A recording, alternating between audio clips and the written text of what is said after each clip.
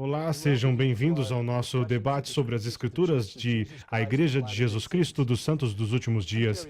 Meu nome é Terry Ball, professor do Departamento de Escrituras Antigas na Universidade Brigham Young. Tenho aqui comigo três dos meus colegas do mesmo departamento. Ao meu lado está o professor Paul Hoskinson. Seja bem-vindo, Paul. É sempre um prazer tê-lo conosco. Obrigado. Também temos hoje conosco Clyde Williams. Obrigado por estar aqui, Clyde. Obrigado. Também temos o prazer de ter aqui a professora Gaia Stritand e é muito bom tê-la conosco, Gaia. Obrigada. Hoje vamos continuar o nosso debate sobre o livro de Mórmon e começaremos com o primeiro Nef 3. Um pouco do cenário que temos aqui, Leí e sua família escapam de Jerusalém instruídos pelo Senhor. Eles viajaram provavelmente mais de 200 milhas pela costa do Mar Vermelho e estão acampados no Vale de Lemuel, perto do rio Lamã. Não sabemos quanto tempo faz que estão lá, mas um dia o pai chama os seus filhos e diz: Filhos, queremos que vocês voltem a Jerusalém e provavelmente levaria umas 2 semanas de viagem. Queremos que vocês voltem e peguem as placas. Uma pergunta que me vem sempre à mente é: por que não levaram as placas com eles quando deixaram Jerusalém? É uma boa pergunta, porque, pense bem, assim você não teria que perder tempo tendo que voltar para pegá-las. É possível que eles estivessem preocupados que se as levassem com eles quando sairiam de lá, alguém teria notado e teria o seguido, e isto com certeza Leí não queria que acontecesse.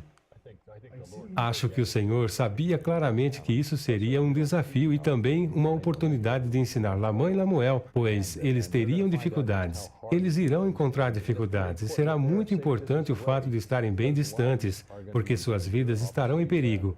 É claro que sem interferência do Senhor, esses 4 rapazes, ou até mais, poderiam ter sido mortos. E acho que o Senhor com certeza sabia o que ele estava fazendo. Então aproveita esse tempo que eles estão longe para tentar ensinar Lamã e Lemuel. Eu acho que é também uma forma de teste para eles. É com certeza um teste para Lamã e Lemuel, como eles irão reagir. E vem a ser um teste para Nef também. No capítulo 2, vimos que o Senhor disse a ele: E se guardares meus mandamentos, prosperarás. Então está aí uma chance para Nef colocar essa declaração em prática. Será que irá atender a esse chamado? Será que dirá: o Senhor falou algo, está bem, estou disposto a fazê-lo? Temos aquela maravilhosa declaração que ele faz no versículo 7 do capítulo 3. Eu irei e cumprirei as ordens do Senhor. Acho que isso é algo bem importante em relação ao capítulo 2. Recebe um mandamento e também instrução para colocá-lo em prática. Eu acho que é uma oportunidade para Sarai exercer sua própria fé, para descobrir se ela é fiel. E como vemos no capítulo 5, ela demonstra ser. Ela demonstra ser fiel, né? É um desafio para ela, mas ela consegue vencê-lo. Bem, nós vemos que Nef começa a assumir uma posição que ocupará pelo resto do tempo que ele permanece na face da terra. Esse é o momento de ele se estabelecer e justificar a posição que ele irá assumir. Mesmo que seus irmãos não concordem, ele merece essa posição. E ainda assim, me parece que quando eles estão voltando, Lamã, sendo o mais velho, está liderando e tem o direito de determinar como e quem irá até Labão para pedir as placas. Em minha opinião, ao invés de dizer, como o mais velho, eu deveria ir, ele está, na verdade, procurando uma desculpa, dizendo: nós lançaremos sortes, e desta forma o Senhor manifestará sua vontade. Eu acredito que, por Lamã não acreditar realmente nisso, ele está pensando: eu tenho 75% de chance de não ser escolhido para fazer isso. Tenho certeza de que ele deseja que Lamã saiba o quão difícil e impossível é fazer isto, para que quando eles finalmente obtenham as placas, ele não pense de maneira alguma que nós obtivemos as placas, ou que Nef as obteve, que de alguma forma o Senhor terá que interferir para que eles consigam obter essas placas. Existem precedentes que levam o Senhor a agir desta maneira. Pense em Gideão, quando ele teve que reduzir suas forças para que não houvessem dúvidas de que era o Senhor e não um exército de homens que iria libertá-los e realizar aquele milagre. É natural que Lamã, sendo o mais velho, seja o primeiro a tentar obter as placas. Ele é quem deveria ser o líder, não é? É isso mesmo. Mas desde o começo, com o testemunho de Nef, vemos que ele é o líder. Eu irei e cumprirei. Só pelo versículo 7 do capítulo 3, eu fico feliz que o Senhor os mandou voltar. Né? Pense na doutrina ensinada no versículo 7. Nós ficamos maravilhados com Nef e sua grande coragem e fé. Mas a doutrina contida nesse versículo é profunda quando ele diz: sei que o Senhor nunca dá ordens aos filhos dos homens, sem antes preparar um caminho pelo qual suas ordens possam ser cumpridas. Isto é fundamental para a nossa nossa fé. Pense nas consequências que haveria se Deus nos desse mandamentos que não pudéssemos cumprir. Ele deixaria de ser justo, deixaria de ser imparcial, deixaria de ser Deus. Mas Nefe sabe disso. Ele não sabe como fazer, mas sabe o que deve fazer. E é essa declaração que leva seu pai a reconhecer no versículo 8 que seu filho teve seu coração enternecido, que ele tem um testemunho espiritual. Ele reconhece através do tom de voz de Nefe ao falar, que mostra que agora ele sabe que isto é certo e deve ser feito. Ainda assim, isso será um teste para Nefe, pois apesar de saber que o Senhor proverá um caminho, não faz de imediato. Nefe e seus irmãos têm muito trabalho a fazer, mas não é assim. O Senhor os abençoará, e isso então acontece imediatamente e recebem a recompensa logo ali. A fé de Nefe será colocada à prova quando vê que estão se esforçando para cumprir com o que foi ordenado, e estão fracassando e tentando de novo. Finalmente, ele tem fé de que o Senhor proverá um caminho, e por isso deseja continuar tentando, enquanto Lamã e Lemuel querem voltar. Está decidido a obter as placas, não somente tentar como Lamã e Lemuel. Ele é uma pessoa determinada. Quer dizer, Sim. o profeta estabeleceu qual era a sua meta, obter as placas, e Nefe não irá desistir enquanto ele não tiver obtido as placas. E até quando ele tenta pela terceira vez sozinho, ele não sabe exatamente o que ele irá fazer, mas ele sabe que deve ir e Com cumprir o certeza. que foi ordenado. Nefe parece ter entendido a importância dessas placas. Será que seus irmãos entendiam? Nefe parecia entender, mas talvez nós devamos nos perguntar por que essas placas eram tão importantes. É bem interessante quando pensamos na história toda. O Senhor irá dizer que uma nação toda cairá na incredulidade. Então, sua história será preservada para eles. Como lemos mais tarde, será preservado os registros das profecias dos judeus, os mandamentos e todas estas coisas. Veremos mais tarde no livro de Mórmon um grupo que não tinha registros, os molequitas. As coisas que o Senhor disse que aconteceria com eles aconteceram, e eles encontram-se no estado de guerra civil e no estado em que perderam a crença em Deus. Sua linguagem é corrompida. Tudo o que você pode imaginar que aconteceria para levar uma sociedade à destruição aconteceu com eles, porque eles não tinham as Escrituras. Então a questão aqui é que você realmente precisa de Escrituras para viver bem neste mundo e nesta vida. E veremos este tema sempre presente no decorrer do livro de Mórmon. Pense em situações onde as pessoas estão deixando as Escrituras de lado, e então se voltam às Escrituras novamente e retornam ao caminho. O Senhor continuará a nos lembrar, e esta é a primeira forma que Ele usa, da importância de termos sua palavra. Eles estão a caminho de obter a palavra e não viveremos bem sem ela. Acho que uma das perguntas que temos aqui é por que Labão insiste tanto em manter os registros, certo? Porque eles obviamente são importantes, não somente pelas razões que o Clyde mencionou, mas Labão sente que eles são importantes e não quer abrir mão deles. Eu acho que isso se encaixa bem com o que estamos falando aqui. Existe nesse momento um conhecimento de que os registros são importantes. Nós sabemos que o rei da Síria está colecionando livros e deseja reunir textos. Então, essa noção de conhecer a história vem por causa disso, que é importante. Precisamos ter registros. Então, Labão deseja conservar as placas consigo. E os registros, pelo menos eu acho, passam uma ideia de direito à liderança. Ou pelo menos será assim com os nefitas e lamanitas. Existe algo importante neles, não somente as razões religiosas que fariam Labão querer tanto Sua guardá-los. proeminência. Muito bem. Então eles viajam de volta. Chegam lá e nós lemos que Lamã faz a primeira tentativa, o que parece ser uma aproximação bem direta. Nós gostaríamos de ter as placas. O que aprendemos sobre Labão através de tudo isso? Quando falamos de Labão, Labão. É Labão. Me parece, é claro, que Labão se mostrará um ladrão e bandido. Ele é um daqueles que se vangloriam com o seu poder, e ele usa o seu exército para fazer sua vontade. Eu devo dizer que ele parece ser um homem iníquo. E, infelizmente, o Senhor lhe dará chances de tomar outro caminho, além daquele que ele acaba tomando no final. Mas ele não está disposto a mudar, por causa de sua ganância por poder e riqueza. E ofício. E ofício, é claro, o poder do seu ofício. E isso lhe custará a vida, apesar do Senhor ter lhe dado muitas oportunidades para que isso não acontecesse. Aparentemente, de acordo com a genealogia, ele está de alguma forma vinculado à genealogia de Leí. Então eles são parentes próximos ou menos distantes.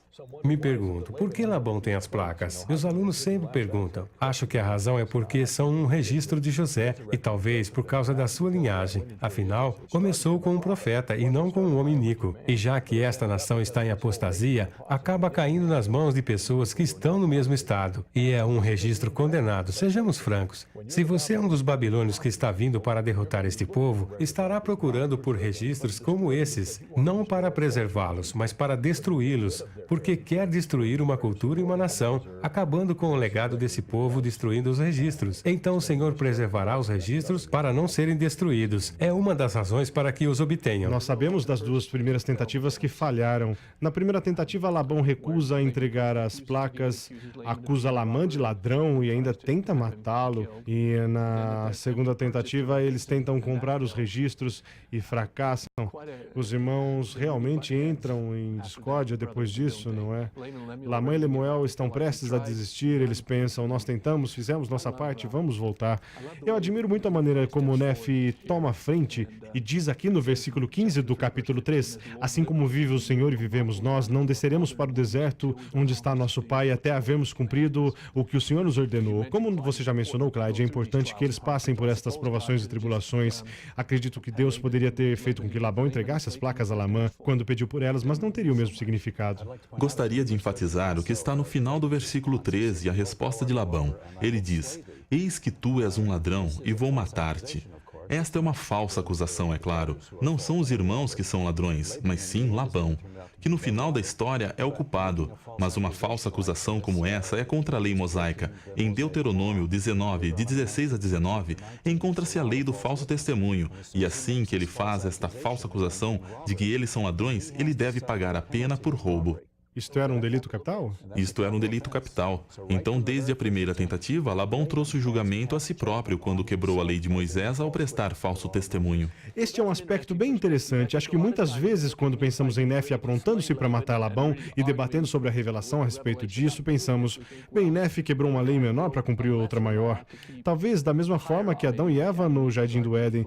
Mas, pelo que você está dizendo, Nefe não quebrou uma lei, Ele está cumprindo a lei. Exercendo a lei. Exercendo a lei, né? Porque além dele ter prestado falso testemunho, ele rouba seus bens, os expulsa novamente e tenta matá-los. Então, quando chegamos nessa parte aqui, em que Nefe é ordenado a matar Labão, vemos o que passa pela cabeça de Nefe. Uma outra coisa que acontece aqui, que eu considero bem significante, é que Lamã e Lemuel irão acusar Nefe de muitas coisas.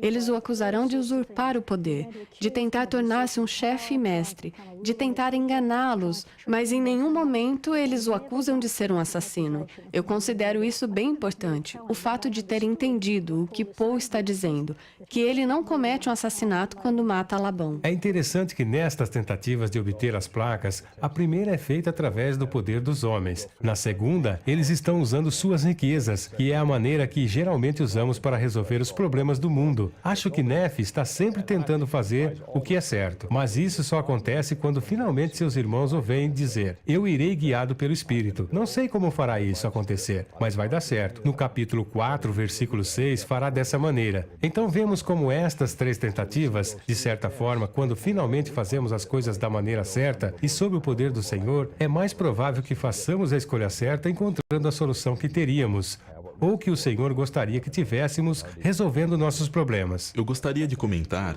antes de passarmos para a terceira tentativa, em que Nefe consegue obter as placas no final do capítulo 3. Lamã e Lemuel estão muito aborrecidos com Nefe e Sam, brigando com eles. E o anjo aparece e pergunta: "Por que vocês estão fazendo isto? Vocês realmente não sabem que ele deve ser o líder daqui para frente?" É um pouco parecido com o episódio de Alma, o filho, em Mosias, e também com Paulo, a caminho de Damasco. Um mensageiro aparece e diz: "O que vocês estão fazendo é errado. Vocês devem parar de fazer isto, mesmo que não queiram realmente se arrepender." E eles param. Eles param de brigar com Nefe e Sam. Mas no versículo 31, nós descobrimos quanto tempo a influência do anjo dura. Para eles, hein? Para Lamã e Lemuel. E basicamente dura enquanto o anjo está com eles. Assim que o anjo vai embora, sua influência desaparece. Eles param o que estavam fazendo, mas eles nunca sofrem uma mudança de coração. Uma outra coisa que gosto a respeito disso, que acho interessante, é que quando o anjo está falando com Lamã e Lemuel, ele diz: "Vocês ainda terão que voltar, vocês ainda terão que obter as placas." Ele está falando com eles, mas todos nós sabemos que é Nefe quem volta sozinho. Eles nem dão ouvido a isso. A ordem foi para eles, mas é Nefe quem tem que tomar frente sozinho e cumprir com o que foi prometido. Ele é o único com a perspectiva divina. Os outros ainda estão vendo com os olhos naturais. Não enxergam como os 4 podem vencer Labão, enquanto o modo de pensar de Nefe é: isto só pode ser feito pelo Senhor. Não sei como, mas terá que ser feito pelo Senhor. Não podemos fazer isso sozinhos. Então Nefe volta à cidade guiado pelo Espírito sem saber de antemão o que deveria fazer. Ele encontra Labão embriagado, desmaiado, e o Espírito o compele a matá-lo. Teria sido bem mais fácil se Deus simplesmente fizesse Labão morrer. O que vocês acham que ele está tentando ensinar a Nefe? Acho que uma das coisas que ele está ensinando outra vez é o progresso para Nefe. Quando eles iniciam sua viagem pelo deserto, Nefe precisa saber. Ele tinha que obter um testemunho divino de que seu pai era um profeta de Deus. Nefe está precisando aprender como é importante e fundamental ter um testemunho de um profeta. Existem algumas coisas que requerem um testemunho pessoal. Então, quando o Espírito faz isso, lhes ordena fazer isso, ele fica um pouco receoso. Ele não diz: eu irei e cumprirei as ordens do Senhor. Tem um pouco de receio e pensa a respeito disso. Será que é realmente isso que o Espírito está me mandando fazer? Então ele procura ter certeza disso antes de ir adiante. Mas agora ele aprendeu a lição de que, além de termos um testemunho dos profetas, da palavra de Deus, temos que ter um testemunho pessoal para avançarmos e também irmos adiante com a obra do Senhor. Isto é um testemunho pessoal do caráter de Nefe, porque na primeira vez que o Espírito lhe ordena matar Labão, ele diz: nunca fiz correr sangue humano, e contive-me, e desejei não ter de matá-lo. Ele não consegue ir adiante, mesmo que ele saiba que é o Espírito quem está ordenando a fazer isto. Este é o tipo de pessoa que ele é, esta pessoa maravilhosa. Então, no versículo 11 do capítulo 4, o Espírito lhe ordena novamente a matá-lo. E aqui podemos ver o que Nefe está pensando.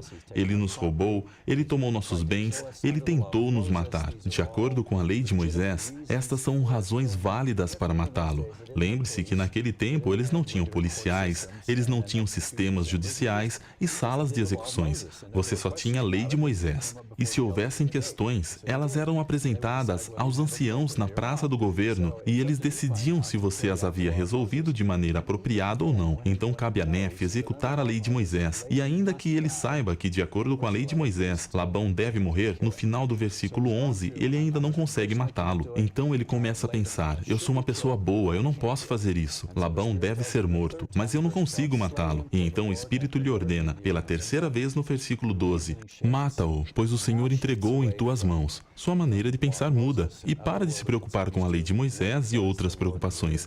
E passa a pensar o que o Senhor realmente deseja. Vemos a provação que Nefe está vivendo. Eu realmente preciso saber o que o Senhor deseja que eu faça, não por outros motivos, mas porque é o Senhor. É um passo importante para Uma Nefe. vez que ele entende isso, fica mais fácil dele obedecer, não é?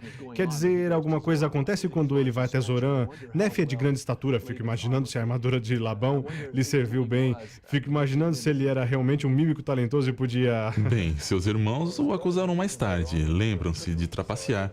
Então pode ser que ele era bom nisso. Este relato é um propósito justo que está sendo feito, e Nefe ainda não sabe de todos os motivos. Saberá mais tarde quando lemos sobre as visões que ele recebe nos capítulos 10 a 14. Quando vem a Zorã, algumas pessoas falam que estava tão escuro que não viam, mas mesmo quando ele estava no escuro, de longe, os seus irmãos pensam que é Labão. Com a voz ainda distante, reconhece Nefe e param. E é aí que Zorã tenta fugir bem depressa e Nefe consegue impedi-lo.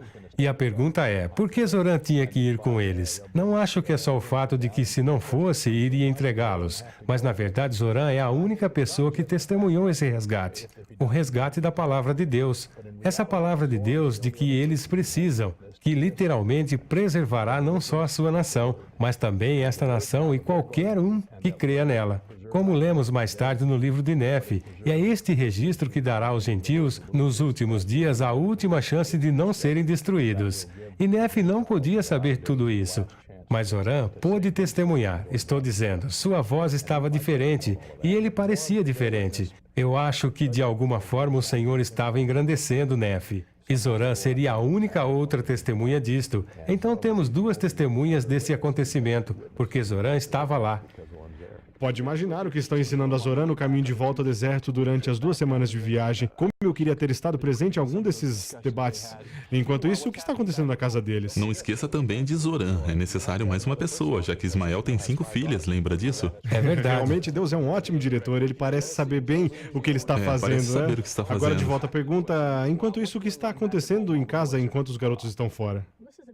Este é um momento difícil para a mãe, para Sara. Já faz tempo que os garotos saíram e está demorando mais do que ela achou que demoraria. E ela começa a se preocupar com isso e a fazer perguntas. Até mesmo questiona se Leí é realmente um profeta. É sim. Este deve ser um momento terrível e difícil para ela. Porque quando paramos para pensar, Leí deixou Jerusalém por ter tido uma revelação. Ele sabia que Deus desejava que ele o fizesse, mas Sara não teve nenhuma revelação disso. Ela o acompanhou porque ele era seu marido.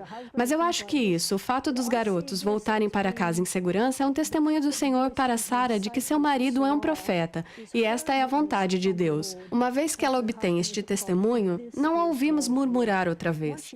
E me parece que agora ela sabe e pode continuar a viagem sabendo que estão obedecendo à vontade do Senhor. Então seu testemunho veio após ter visto este milagre acontecer. Talvez seja mais uma das razões porque Deus queria que os garotos tivessem essa experiência e também para ajudar Sara. É outro resgate. Foi resgatada de uma provação, um teste. E vemos isso repetidas vezes. Certamente foi um reencontro feliz. Agora, quando chegamos ao capítulo 6, temos uma pequena nota editorial de Nefe dizendo: estou mantendo esse registro e sei que é verdadeiro. Estou escrevendo as coisas que agradam a Deus, mas não tão agradáveis aos homens. Mas ele escreve isto só para mencionar que eles descobriram que são descendentes de José. E descobriram isto por meio das placas de latão que contêm sua genealogia. Bem rapidamente, o que as placas contêm? Os livros de Moisés, também as profecias dos profetas até Jeremias. Mas algo interessante aqui, e isso difere da nossa Bíblia hebraica, é que além dos profetas como Jeremias e Isaías, também teremos Zenos, Isenoque e Neum. Então temos algumas informações a mais aqui, que não aparecem na Bíblia que temos conosco. Isso pode significar que os registros de Labão representavam uma coleção de escrituras que vieram do norte e não do sul. Alguns sugerem que talvez os antepassados de Labão tenham fugido em 721 quando escaparam para a Síria, e é por isso que estavam no reino de Judá. Essas profecias se tornam muito importantes. Muito bem, no capítulo 7, eles estão de volta, leram os registros e agora é hora deles voltarem a Jerusalém. Dessa vez, o seu pai os envia de volta, mas não para buscarem registros, e sim buscarem... E não murmuraram. Esposas, né? Lamã e Lemuel estão de acordo dessa vez. Eles concordam, ou pelo menos durante a viagem até Jerusalém. Então, o que você espera que seus alunos aprendam com o capítulo 7 e essa experiência de terem que voltar para buscarem esposas? Quais são os pontos chaves? Um desses pontos é que este é um dos momentos chaves para falarmos da importância do casamento. E que se não fosse assim, teriam que voltar e trazer outra família, se o casamento não fosse essencial. E isto nos parece lógico, mas é a lei dos céus e é necessário. E esta é uma família extraordinária, se pensarmos na maneira como se adequam a tudo isso. Aparentemente estão se casando sem reclamar. E penso, que ótimo, teremos alguém para casar com Nefe. Mas quem vai se casar com Lamã e Lemuel? E elas se casam sem reclamar. Mas dá certo. A maioria dos casais se merecem, não é? É isso mesmo, parece que é assim. Na verdade, temos a impressão de que Nefe se casou com a moça que o defendeu quando seus irmãos o amarraram. No versículo 19, existe um certo romance no capítulo 7. Provavelmente havia começado. No capítulo 7, versículo 19, quando ela o salva, ela talvez já estivesse de olho nele, mas eu acho que, além disso, temos que dizer que durante sua viagem até a parte sul da Península Arábica, existem vários lugares onde eles poderiam ter encontrado esposas. O que acontece aqui é que você deve se casar com alguém do convênio. Convênio, certo. Não dá só para encontrá-las ao longo do caminho. A maneira certa de se casar. bem. Quando voltam, como vemos no versículo 5, é que todos, não só Ismael, tiveram seus corações enternecidos. Agora talvez tenham pensado, voltaremos para buscar esposas, mas quem realmente quer voltar? Não queremos, e o Senhor irá enternecer-lhes. Isto é importante. Ismael deve ter sido um homem muito notável, assim como suas filhas também. Eu imagino que todos eles tenham tido experiências que o ajudaram a confirmar o que eles estavam fazendo com quem deveriam se casar. Então, no final das contas, dá certo. Pô, por que você não nos diz quais são os conceitos principais que esperamos aprender com esses capítulos de 3 a 7? Bem, eu acho que começa, na verdade, lá onde Nefe começa seu registro, que se encontra em 1 Nefe 2,16, após a introdução que temos de seu pai, e então do versículo 16 até o final do capítulo 7. É o início dos registros de Nefe, e ele nos ensinará coisas bem importantes. Uma delas é que agora que ele recebeu sua confirmação, Ele está pronto para ir adiante e fazer o trabalho do Senhor, apesar da oposição de seus irmãos. Nós também veremos que cada um deles passa por um período de provação nesta época. Isto acontece com Nefe, Lamã e Lemuel, e sua mãe Sara também passa por um período de provação nesta época. Provações que eles sobrepujam muito bem. Eu acho que tem mais uma coisa que esta passagem ressalta sobre os precedentes do povo do Velho Testamento.